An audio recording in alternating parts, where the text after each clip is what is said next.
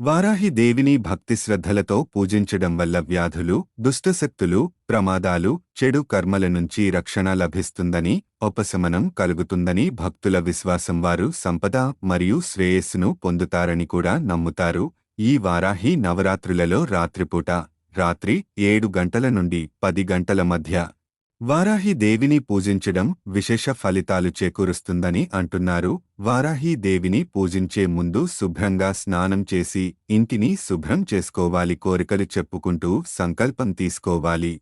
తర్వాత ఒక పీఠంపై వారాహి దేవి విగ్రహం లేదా చిత్రపటాన్ని ఉంచాలి. పసుపు, కుంకుమ, పూలతో అలంకరించి ఆవు పాలతో చేసిన నెయ్యి దీపాలను వెలిగించాలి. స్వీట్లు, పానకం, వేరుశనగలు మరియు పాయసం వారాహి దేవికి నైవేద్యంగా సమర్పించవచ్చు. బెల్లంతో చేసిన పానకం ముఖ్యంగా వారాహి దేవికి ప్రీతికరమైనవి. అప్పుడు ప్రశాంతమైన మనస్సుతో వారాహి దేవి యొక్క మూలమంత్రాలను జపించాలి. వారాహి దేవి స్తోత్రాలను పఠించాలి. చివరగా ధూప దీపాలను సమర్పించిన తర్వాత హారతితో పూజ ముగించాలి.